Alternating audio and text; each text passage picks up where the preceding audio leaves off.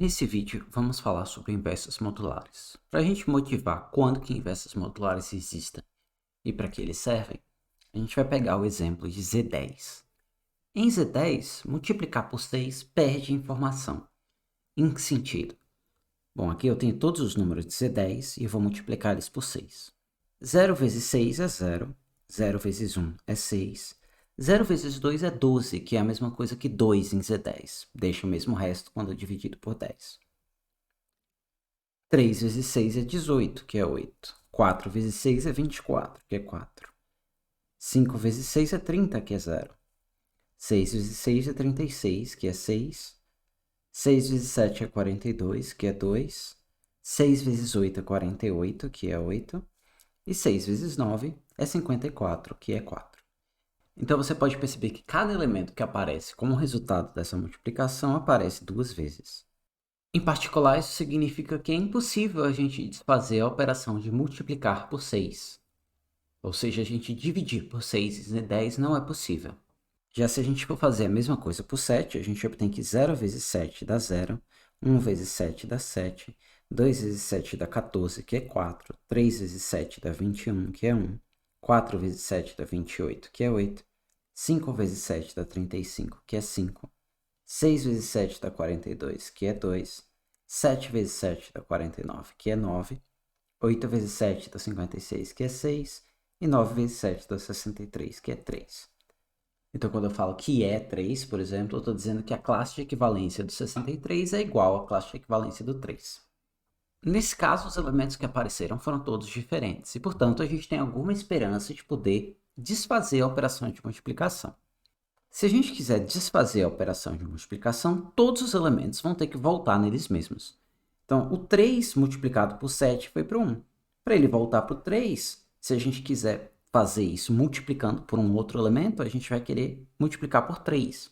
E aí a gente consegue notar que todos os elementos vão voltar para as posições originais. Por exemplo, 0 vezes 3 dá 0, 7 vezes 3 dá 21, que é 1, 4 vezes 3 dá 12, que é 2, 1 vezes 3 dá 3, 8 vezes 3 dá 24, que é 4, 5 vezes 3 dá 15, que é 5, 2 vezes 3 dá 6, 9 vezes 3 dá 27, 6 vezes 3 dá 18, 3 vezes 3 dá 9. Multiplicando a linha de cima por 3, a gente voltou para os elementos originais. Um jeito de ver isso é que multiplicar por 3 faz com que a linha final seja 3 vezes 7 vezes x. E 3 vezes 7 é 21, que é a mesma coisa que 1 em Z10. Então, para a gente desfazer a operação de multiplicação por 7, a gente precisa encontrar um outro elemento de Z10, ou seja, uma outra classe de equivalência, que multiplicado por 7 dê a classe de equivalência do 1. E nesse caso foi o 3. Então, dado um elemento A de Zn, a gente vai dizer que um outro elemento B do mesmo Zn é seu inverso multiplicativo se A vezes B é igual a 1.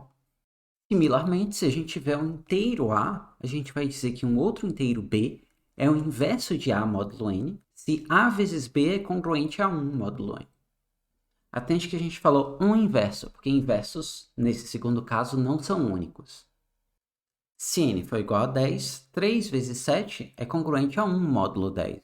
Mas também é verdade que 13 vezes 7 é congruente a 1 módulo 10. Então, quase todos os resultados que a gente vai fazer vão ter duas formas. Um envolvendo classes de equivalência em Zn e o outro envolvendo inteiros e congruências. Essas duas formas são parecidas, mas elas não são iguais. A pergunta inicial que a gente pode fazer é a seguinte: quando que um A inteiro admite um inverso módulo n?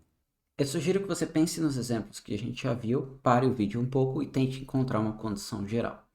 A gente viu que o 6 não tinha inverso módulo 10, mas o 7 tinha. Sua condição tem que contemplar esses dois casos.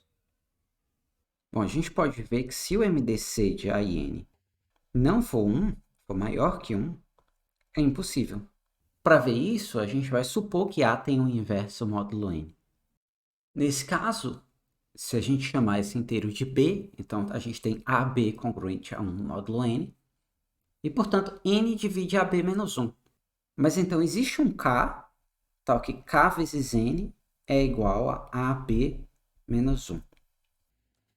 Ou, reordenando, 1 é igual a AB menos Kn. Mas o MDC de AN divide o A e o MDC de AN divide o N. Então, o MDC de AN divide AB menos Kn. Mas AB menos Kn é igual a 1. E isso é um absurdo. Então, essa condição de que o MDC de AN tem que ser 1 é necessária. Mas será que ela é suficiente? E a resposta é que sim. Se o MDC for 1, então existe um outro B inverso de A módulo N, ou seja, um B com A vezes B congruente a 1 módulo N. E não só existe, como a gente sabe computar fácil. E quando eu falo sabe, não é que a gente vai aprender, é que a gente já sabe um algoritmo que faz isso. E ele é o algoritmo estendido de Euclides. O algoritmo estendido de Euclides, ele computa números x e y, tais que ax mais ny é igual ao MDC, que nesse caso é 1. Se a gente reduzir essa equação módulo n, tomar congruência módulo n, como n é congruente a 0 módulo n, essa equação fica ax congruente a 1 módulo n. Então, esse x aqui é o inverso modular de a, módulo n. Então, o algoritmo estendido de Euclides permite a gente calcular aquele inverso que a gente fez no começo do vídeo.